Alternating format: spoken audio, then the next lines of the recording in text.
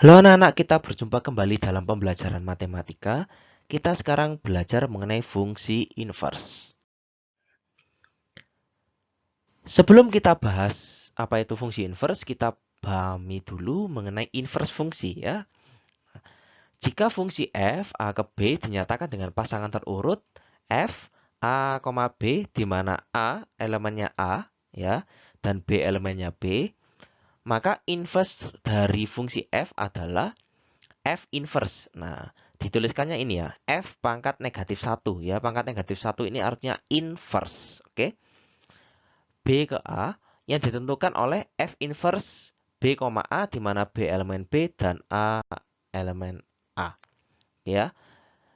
Jadi kalau fungsi F itu memetakan A ke B, kalau fungsi inverse itu kebalikannya ya, memetakan B ke A seperti itu. Setiap fungsi itu pasti mempunyai inverse. Ya, setiap fungsi itu pasti mempunyai inverse. Tetapi inverse dari suatu fungsi itu tidak selalu merupakan fungsi. Ya, setiap fungsi itu pasti punya inverse, tapi inverse-nya bukan atau tidak selalu merupakan suatu fungsi. Ya, jika inverse suatu fungsi itu merupakan fungsi, maka inverse fungsinya itu baru disebut fungsi inverse. Ya, jadi fungsi inverse adalah inverse suatu fungsi yang juga merupakan fungsi. Itu maksudnya. Nah sekarang di sini ada contoh. Tentukan inverse fungsi dari fungsi berikut ini.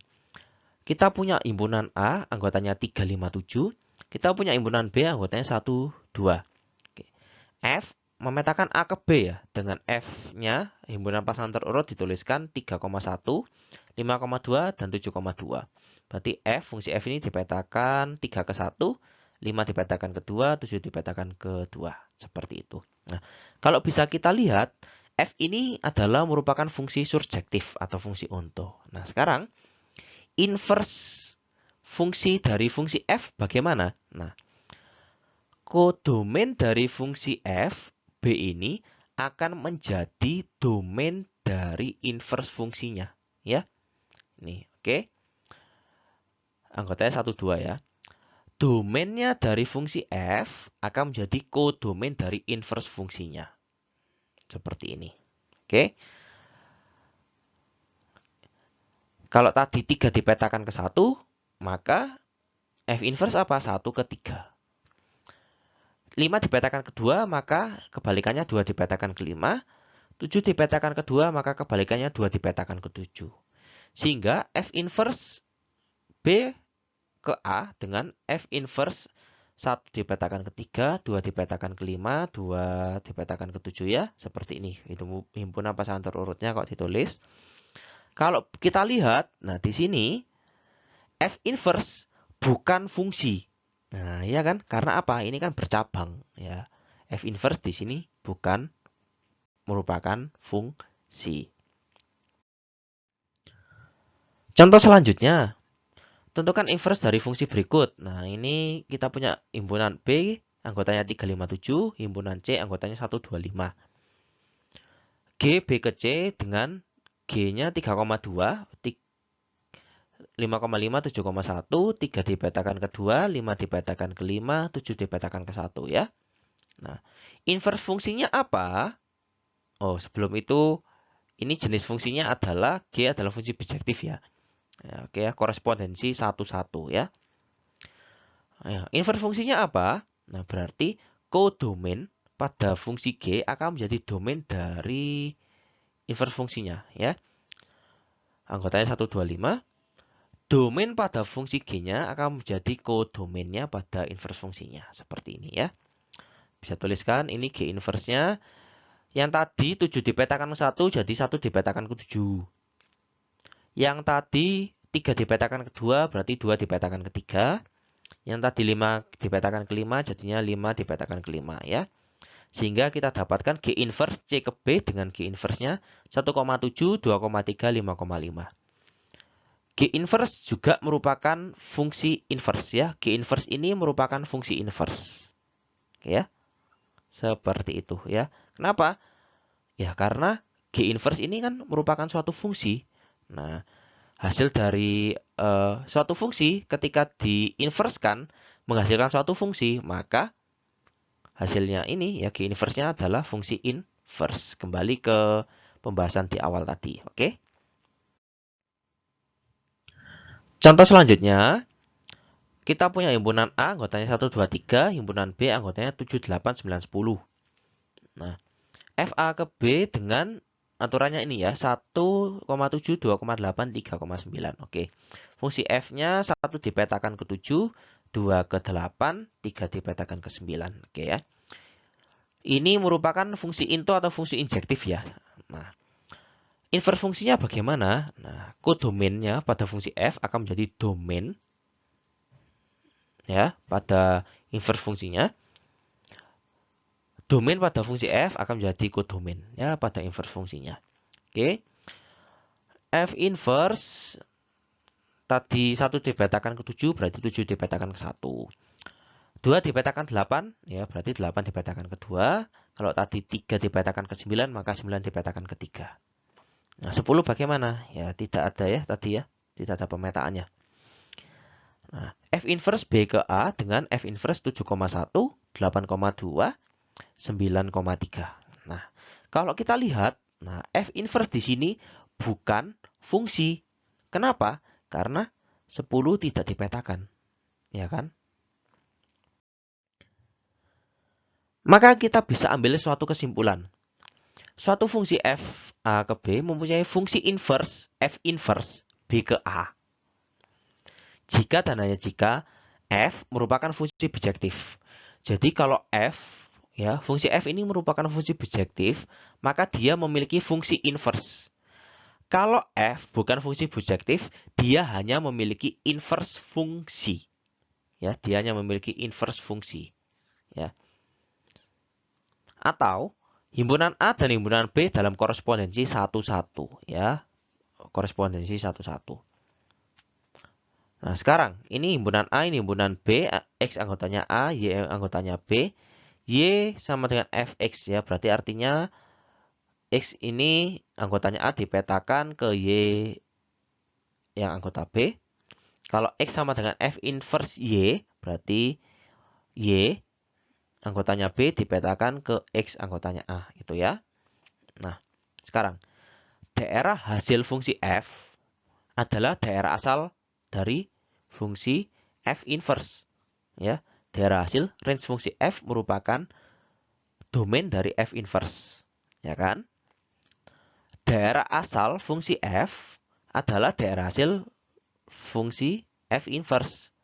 Ya, df, domain dari fungsi f merupakan range dari fungsi f inverse. Ya kan? Ya, ini fx, ya ini f, ya. Ini domain f, ini range f. Ini adalah f inverse. Ini domain f inverse, ini adalah range f inverse itu. Kalau bisa kita tuliskan, range dari fungsi f sama dengan domain dari fungsi f inverse, dan domain dari fungsi f sama dengan range dari fungsi f inverse. Seperti ini. Kita masuk ke materinya. Nah, setelah mempelajari dengan inverse fungsi, kita lanjutkan. Nah, sekarang fokusnya ke fungsi inverse-nya. A, kita punya A dengan anggotanya X, ya B dengan anggotanya Y, ya. Jika FA ke B adalah fungsi bijektif, nah, ya kan? Maka F memetakan untuk semua X elemen A, ya, untuk semua X elemen A ini ke Y elemen B, seperti ini ya, Y sama dengan Fx, dan fungsi inverse F inverse ini memetakan untuk semua Y elemen B, ya, Y elemen B ke X elemennya A. Ya, seperti ini ya pemetaannya, ya, kebalikannya. X sama dengan F inverse Y, ya, jangan sampai salah ya. Di sini kan Y sama dengan Fx, kalau ini adalah X sama dengan F inverse Y. Nah, sehingga Fx ke Y sama dengan Fx. Nah, dan F inverse Y ke X sama dengan F inverse Y. Seperti itu. Contoh. Nah, Setiap fungsi berikut adalah pemetaan R ke R. Tentukan rumus fungsi inverse-nya, kemudian tentukan domain dan range dari setiap fungsi berikut ini. Oke. Ini fungsi yang pertama, ini yang kedua, ini yang ketiga, ini yang keempat. Kita bahas satu persatu. Yang pertama, diketahui fx-nya adalah 3x dikurangi 5. Ditanya f inverse x-nya bagaimana? Oke, kita jawab. Kita punya fx-nya kan tadi kan 3x dikurangi 5. Nah, cara pertama adalah fx ini kita ubah menjadi y. Ya. Berarti y sama dengan 3x dikurangi 5. Nah, kita buat sekarang menjadi x sama dengan. Nah, berarti x sama dengan berarti kan 3x sama dengan y ditambahkan 5. Ya, kita akan mau mencari inverse-nya ya. Nah, dibuat x sama dengan jadinya y ditambahkan 5 per 3 ya. Ini kedua ruas dibagi 3. Oke. Nah, x ini tadi apa? X ini adalah f inverse y. Ya kan? X adalah f inverse y. Berarti kita bisa tuliskan f inverse y sama dengan y tambahkan 5 per 3. Nah, sekarang kita ubah y-nya menjadi x. Berarti f inverse x sama dengan x ditambahkan 5 per 3. Seperti ini. Oke. Nah, kita dapatkan ya f inverse x-nya seperti ini. Nah, sekarang kita punya fx-nya 3x kurang 5 kan? Nah, domain dari fungsi f apa? X elemen bilangan real. Nah, kenapa? Ya, semua bilangan real kan termasuk ya. Ini kan bentuknya fungsi linear. Oke. Nah, f inverse x tadi kita dapatkan kan x tambahkan 5 per 3 ya. Domain dari fungsi f inverse apa? X elemen bilangan real ya. Karena apa? Penyebutnya ini suatu konstanta ya, bukan variabel. Kalau variabel kita bisa tentukan cari syaratnya, oke? Nah, ingat tadi domain dari f inverse sama dengan range dari fungsi f. Nah, berarti range dari fungsi f-nya karena kita membicarakan range, nah y ya. Nah, kalau domain kita rananya di x ya. Range f-nya y di mana y elemen r. Nah, jadi kita dapatkan f inverse-nya ini domain dari fungsi f-nya x elemen bilangan real, range dari fungsi f-nya y elemen bilangan real. Terjawab untuk contoh yang pertama. Lanjut contoh yang kedua. Diketahui fx-nya 5x dikurangi 3, tanya f inverse x-nya. Oke, kita jawab.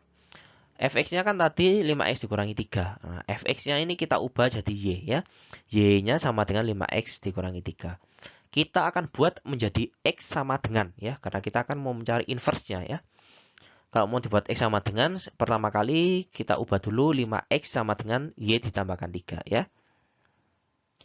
Berarti x-nya sama dengan y ditambahkan 3 per 5. Oke ya, kedua ruas dibagi 5. Sehingga x ini tadi apa? F inverse y ya. F inverse y sama dengan y ditambahkan 5 per y ditambahkan 3 per 5. Oke. Nah, karena kita akan mencari f inverse x, nah ganti saja y-nya ini menjadi x. Oke. F inverse x-nya sama dengan x tambahkan 3 per 5. Itu kita dapatkan.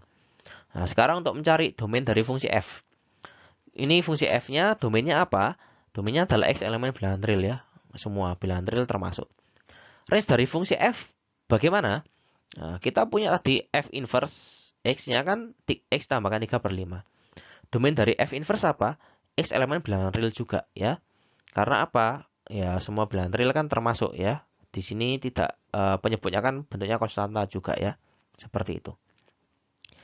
Range dari fungsi f adalah sehingga y elemen bilangan real ya. Range dari fungsi f akan sama dengan domain dari fungsi f inverse. Tapi kalau kita bicara tentang range maka dia di y ya. Kalau domain di x. Jadi kita dapatkan f inverse-nya ini, domain fungsi f-nya ini, range fungsi f-nya seperti ini. Oke. Kita lanjut contoh yang ketiga.